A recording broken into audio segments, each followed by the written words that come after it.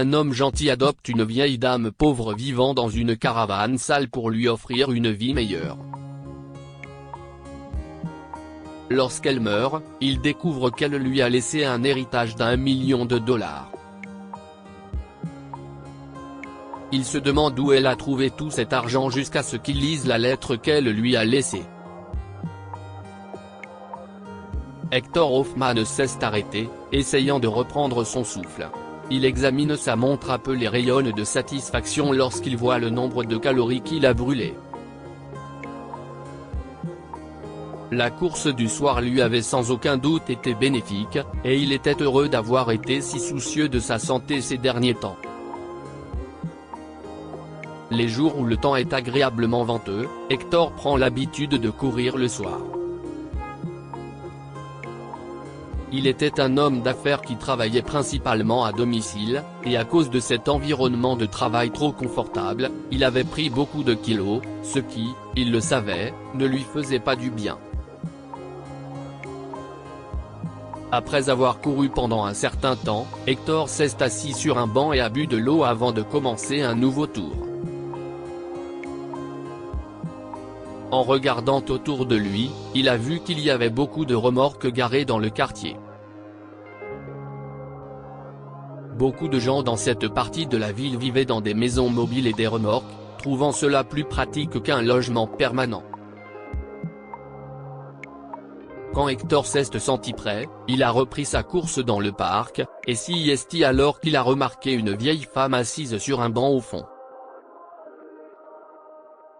C'était la 4e fois qu'il la voyait en une semaine. Il savait qu'elle vivait dans une des vieilles roulottes et qu'elle était souvent seule.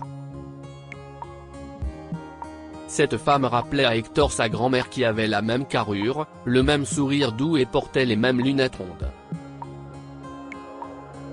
Avant de quitter le parc ce jour-là, Hector a décidé de s'arrêter chez la vieille dame et de lui demander si elle allait bien. « Bonjour, madame », dit-il. « Je m'appelle Hector. J'habite dans ce quartier. » Je ne sais pas comment dire cela, mais vous me rappelez ma grand-mère. Je voulais juste vous demander si vous alliez bien. Je vous vois toujours par ici, et vous êtes toujours seul. La vieille dame a rougi. Oh, Hector, vous êtes un homme si prévenant. Les gens ne semblent plus se soucier des autres de nos jours. Je vous en prie, asseyez-vous. Je suis Lydia. Alors qu'Hector s'assoit à côté de Lydia, elle commence à lui raconter son histoire. J'ai 3 fils, a-t-elle dit. Pas si seul que ça, si on y pense. Mais ils sont tous occupés par leur vie et leur travail.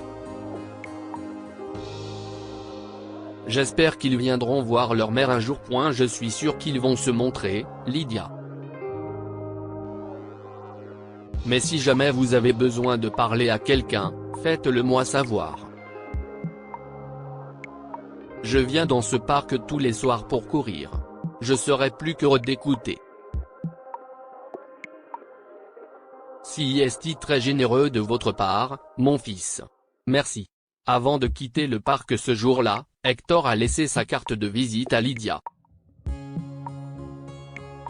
Quand Hector est retourné au parc le lendemain, il s'attendait à revoir Lydia, mais elle n'était pas là. Il a pensé qu'elle ne venait peut-être pas au parc, mais après avoir couru pendant un certain temps, il l'a repérée.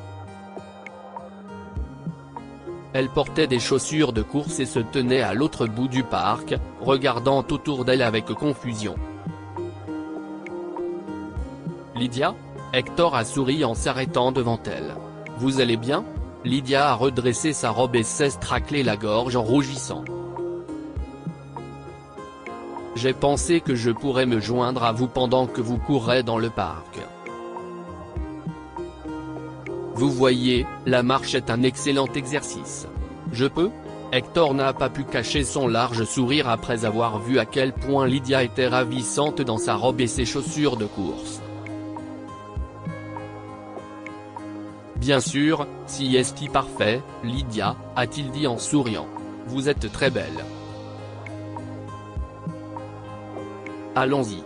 À partir de ce jour, Lydia rejoignait Hector chaque fois qu'il venait au parc pour courir. Bien qu'elle soit souvent fatiguée et qu'elle abandonne trop tôt, elle fait de son mieux pour suivre le rythme et, avec le temps, elle se lie d'amitié avec Hector. Un jour, Lydia ne s'est pas présentée au parc alors qu'il avait prévu de se promener. Hector l'a attendue, pensant qu'elle était simplement en retard. Il avait son numéro de téléphone, alors il l'a appelée, mais elle n'a pas décroché. Hector était soudainement inquiet. Il se rend à sa caravane, mais elle n'y est pas non plus. Il décide alors de demander à ses voisins, et si est-ce à ce moment-là qu'il apprend que Lydia a été transportée d'urgence à l'hôpital la nuit précédente après s'être évanouie. Hector s'est rendu directement à l'hôpital, où il a vu une Lydia pâle qui souriait faiblement depuis son lit. « Que s'est-il passé, Lydia ?» demande-t-il, inquiet. « Pourquoi ne m'avez-vous pas appelé quand vous ne vous sentiez pas bien ?»« Oh, très cher, j'étais sur le point de le faire », a-t-elle dit doucement. « Mais je ne sais pas ce qui s'est passé. Je me souviens seulement m'être réveillé ici. » Voulez-vous que j'appelle votre famille? Je pense qu'ils devraient savoir que vous êtes ici. Vous pouvez essayer, dit-elle faiblement, mais je ne pense pas qu'ils viendront. Hector a quand même composé le numéro des fils de Lydia, mais comme elle l'avait prédit, il n'avait aucune intention de lui rendre visite. Elle n'est pas notre problème. Ne nous appelez plus jamais, dit son plus jeune fils et raccroche. Voyant Lydia s'effacer sous ses yeux sans sa famille sur laquelle s'appuyer, Hector décide de demander la garde légale de Lydia. « Je veux vous inviter à passer vos derniers jours avec moi », propose Hector à Lydia. Elle accepte volontiers car ses enfants l'ont trôniée et elle veut aussi pousser son dernier souffle dans la joie. Obtenir sa garde a été un processus fastidieux, mais tout s'est arrangé à la fin. Lydia et Hector vivaient harmonieusement, se promenant constamment dans le parc et regardant sa série télévisée préférée. Hector a fait de son mieux pour égayer les derniers jours de la vie de son ami. La veille de sa mort, Lydia a déclaré que c'était les meilleurs mois de sa vie. La dernière volonté de Lydia était que ses fils assistent au moins à ses funérailles, mais ils ne le voulaient pas, et Hector a dû travailler dur pour les persuader. Enfin, le jour de l'enterrement, après que tout le monde a fini de prier que vint le temps de dire au revoir à Lydia, une voiture noire s'arrête devant le cimetière. Un homme imposant en sort et se présente comme l'avocat de Lydia, Monsieur Benerson. Maman avait un avocat? Que ferait-elle avec un avocat? Elle s'en est à peine sortie après la mort de papa, dit son fils aîné, choqué. Monsieur Benerson s'approche d'Hector et lui tend une enveloppe. Monsieur Hector Hoffman? Madame Wolf a laissé quelque chose pour vous et ses fils. Elle savait que ses derniers jours étaient proches, et elle m'a demandé de vous remettre ceci après sa mort. Pour être précis, vous avez hérité de tout l'argent de Madame Wolf, $1 million. $1 million? Il y avait de la panique parmi les fils de Lydia. Où a-t-elle trouvé tout cet argent? Comment peut-elle le laisser à un étranger? Ils ont menacé de poursuivre Hector en justice et de réclamer l'argent, mais Hector n'a pas réagi. Au lieu de cela, après l'enterrement de Lydia, il s'est assis seul près de sa tombe fraîchement creusée et a lu sa lettre. Bientôt, il pouvait sentir des larmes chaudes rouler sur ses joues. Cher Hector, ne soyez pas triste. Je savais que ce jour était proche, alors je m'y suis préparé.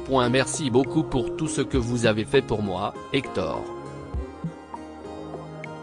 Vous avez été la famille que Dieu m'a envoyée à un moment de ma vie où j'étais terriblement seul.